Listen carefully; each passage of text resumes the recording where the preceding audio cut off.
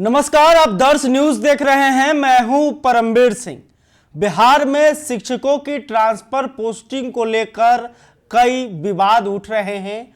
इसके बाद शिक्षा विभाग के तरफ से म्यूचुअल ट्रांसफर को लेकर भी आदेश जारी किया गया।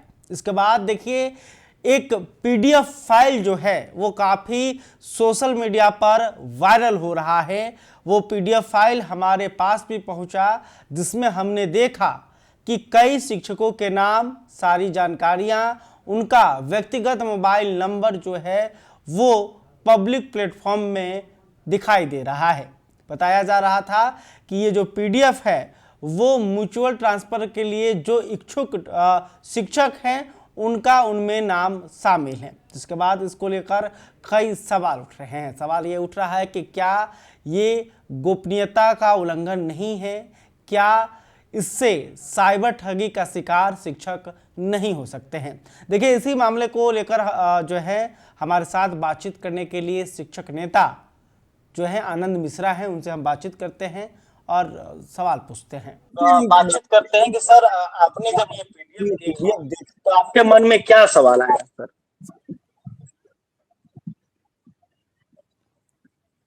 हेलो जी, नमस्कार, धन्यवाद आपको। बिहार में शिक्षक ऐसे ही हताश, निराश और परेशान है।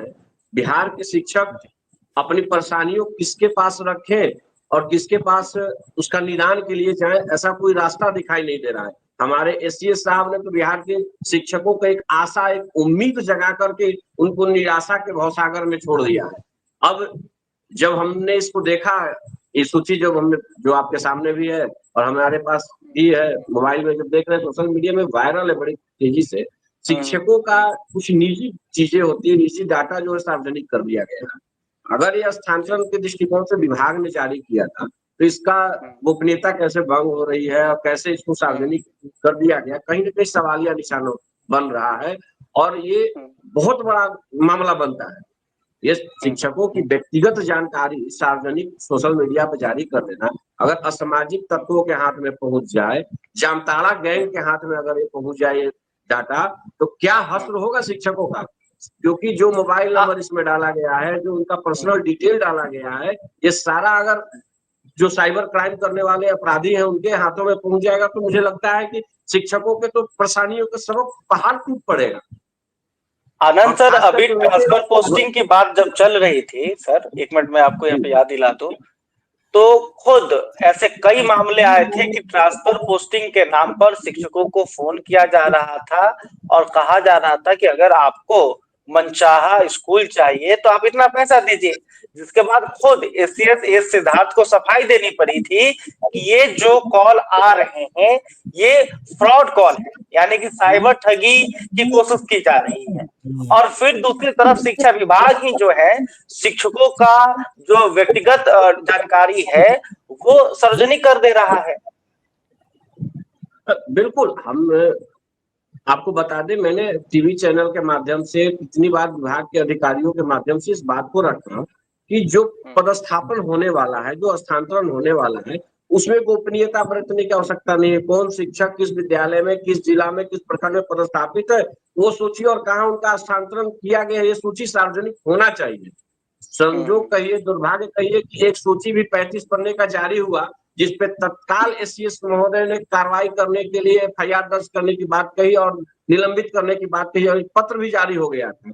तो जो चीजें सार्वजनिक करनी चाहिए वो चीजें सार्वजनिक न करके विभाग पर्सनल चीजों को सार्वजनिक अगर करने का कार्य कर रहा है तो ये शिक्षा के हित में, शिक्षकों के हित में पता ही नहीं है। मैं पहले ही बोला कि शिक्षक बहुत मानसिक दबाव की स्थिति से गुजर रहे हैं 2-4 महीनों से कि अब हमारा स्थानांतरण हो जाएगा, नया साल में हम चले जाएंगे नए विद्यालय में, अपने गृह जिले में चले जाएंगे, गृह प्रखंड में चले जाएंगे, होली के बाद चले जाएंगे, दीपावली नए तरीके से अप्रैल के बाद नया सत्र में चले जाएंगे, लेकिन उनके मन स्थिति को तोड़ने का काम किया है।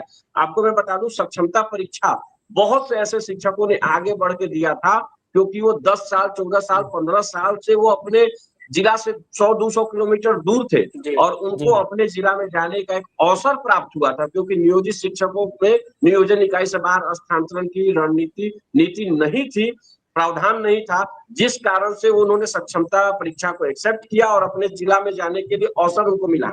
संजोग से उनका जिला भी मिल गया। जब के पाठक साहब थे उस समय जिला अलॉट हो गया था। काउंसलिंग भी हमारे जो वर्तमान के एसीएस है, इनके समय में ही सबका काउंसलिंग उसी जिले में करवा दिया गया था।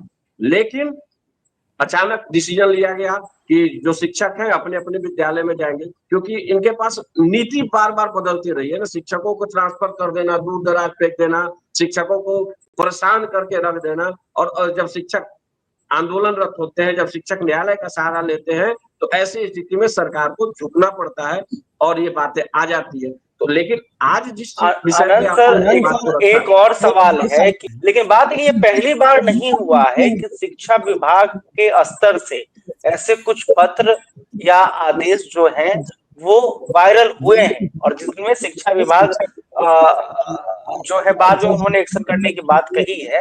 लेकिन एक ऐसा ये बार बार क्यों हो जाता है? इनका ऐप में खामी है। ये जो ई शिक्षा कोष ऐप है पूरी तरह से फेल्यूर है और इस ऐप में इतनी कमजोरियां हैं, तकनीकी रूप से लेकर के काम नहीं करता है। शिक्षकों के हाजिरी बनाने से लेकर के शिक्षकों का पूरा डाटा लीक कराने का कार्य अगर हो रहा है तो इस शिक्षा कोष ऐप के माध्यम से हो रहा है। और ये फेल्यूर ऐप को सर्वश्रेष्ठ ऐप साबित करने का काम विभाग के जो अधिकारी कर रहे हैं, ये बिल्कुल ही गलत है। और इस पे ही मेरा सवाल बनता है कि ऐप के माध्यम से जो शिक्षकों से कार्य लिया जा रहा है, आप ऐप में ही आवेदन दीजिएगा तो आपका कंप्लेन स्वीकार होगा, आप ऐप में ही दीजिएगा तो आपका ट्रांसफर होगा, आप ऐप में सारा डाटा रखते हैं और ऐप भी आपका फेल्यूर है, कोई भी उसको लीक कर सकता है, एक गोपनीयता भंग हो रहा है। तो आप सुरक्षित ऐप तो बनाइए। सर, दुनिया जो है शिक्षा विभाग को चलाने की जो प्लानिंग है सरकार की पूरी तरह फेल है। एक सवाल है सर कि दुनिया जो है वो डिजिटल क्रांति की तरफ बढ़ रही है, कई बदलाव हो रहे हैं ऐप के माध्यम पे। भारत सरकार ने भी कई बहुत बेहतरीन काम किए, जैसे आप आधार कार्ड देख ही रहे हैं, इसके अलावा यूपीआई जो डिजिटल है। तो फिर आप लोगों को क्यों परेशानी हो रही है? मतलब ठीक है ऐप बना, बेहतर हो रहा है, हर चीज जो है आसानी है कि आप मोबाइल के जरिए हर कुछ कर पा रहे हैं, तो फिर इसमें दिक्कत क्या है सर? बिल्कुल डिजिटलाइजेशन से बिल्कुल हमें कोई दिक्कत नहीं है, लेकिन सबसे ज्यादा अगर क्राइम और फ्रॉड बढ़ा है तो इसी डिजिटलाइजेशन के वजह से ही बढ़ा है। आधार कार्ड के आधार पे लोगों को साइबर अरेस्ट कर लिया जा रहा है, लोगों को ब्लैकमेल किया जा रहा है, उनके अकाउंट के सारे पैसे निकाल दिया जा रहा है गलत ओटीपी भेज करके। इतनी जानकारी हर बार जब हम किसी को कॉल लगा रहे हैं तो अमिताभ बच्चन साहब खुलेआम बोल रहे हैं कि आप सावधानी बरतें, ये करें वो करें, लेकिन सावधानी बरतने के बाद भी आपका सिस्टम सुरक्षित नहीं है, आपके पास डाटा आप सुरक्षित नहीं रख सकते हैं। तो ऐसे ऐप बनाने का, ऐसे डिजिटलाइजेशन से आप मानसिक रूप से, आर्थिक रूप से, शारीरिक रूप से प्रताड़ित करने का काम कर रहे हैं शिक्षा विभाग के सारे शिक्षकों को और उनके परिवारजनों को। कोई सुरक्षित नहीं रह पाएगा, तनाव में दुर्घटना का शिकार होगा। मतलब आप कह रहे हैं कि पुराने दिनों पे लौट जाया, जिसे पुराने दिनों में काम शिक्षा विभाग करता था, जिस तरह से शिक्षक जो है छुट्टियों के लिए आवेदन करते थे, जिस तरह से शिक्षक जो है वो अटेंडेंस लगाते थे, उसी आधार पर फिर से लौटा जाए। देखिए ऐप के द्वारा ट्रांसफर तो इनसे संभव हुआ नहीं। ऐप की क्वालिटी को तो आप भी अच्छे तरीके से समझ गए होंगे, पूरा बिहार देख रहा है कि ऐप के द्वारा अगर ये मैनुअल तरीके से हुए रहता तो मुझे लगता है कि बढ़िया से बैठा करके, हम लोग पहले भी कहा, फिर आपसे कह रहा हूँ कि शिक्षक संगठन के लोगों को बुला करके बात किए रहते तो सारे समस्याओं का निदान हो गया होता। ये ऐप दिखाने के चक्कर में जो गैपिंग खड़ा कर दिए हैं शिक्षक संगठनों से, शिक्षक नेतृत्वकर्ताओं से, इसी का परिणाम है कि ये हर जगह मोर्चे पे फेल हो रहे हैं। और अभी भी आग्रह है कि आप पुराने लोगों के साथ बैठिए, अनुभवी लोगों के साथ बैठिए और बैठ करके काम करने के लिए सीखिए। हर कुछ काम करने वाला भी आदमी ही होता है और हर डाटा को कलेक्ट करने वाला भी व्यक्ति होता है। आप प्राइवेट लड़कों के द्वारा डाटा एंट्री करवाइएगा तो स्वाभाविक है कि लीक होगा ही होगा। आप कितने सॉफ्टवेयर इंजीनियर बहाल कर लिए हैं ये भी हम लोग पता करेंगे तो पता चलेगा कि सब कॉन्ट्रैक्ट ऑपरेटर लेकर के काम करवा रहे हैं, तो डाटा तो लीक होगा ही होगा। अब सारे लोगों को अनचाहे कॉल आना शुरू हो जाएगा तो स्वाभाविक है कि लोग परेशान हो जाएंगे। और ये डाटा लीक कहां से हो रहा है? आपके पास जो सूची है उस सूची को देखिए, विभागीय सूची है कि नहीं है। अगर ये सूची विभागीय है तो ये डाटा किसने लीक किया? जिसने लीक किया उसके ऊपर एफआईआर दर्ज होना चाहिए कि नहीं होना चाहिए, उस पर कार्रवाई होनी चाहिए कि नहीं होनी चाहिए? नहीं, सवाल तो यही है कि ऐसा बार बार क्यों हो रहा है? क्या ऐप को और बेहतर करने की जरूरत है? आप तो ये भी मांग कर सकते हैं कि ऐप को और बेहतर कर दिया जाए, और ये जो पूरी प्रक्रिया है, जिस तरह से डाटा एंट्री का काम है, उसे जो है सरकारी कर्मचारियों के द्वारा कराया जाए।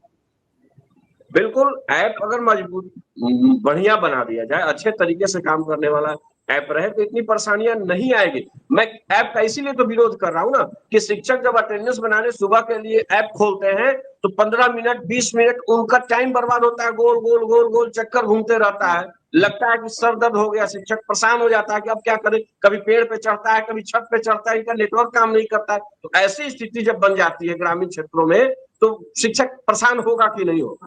तो आप फेल्यूर ऐप क्यों रखे हुए हैं?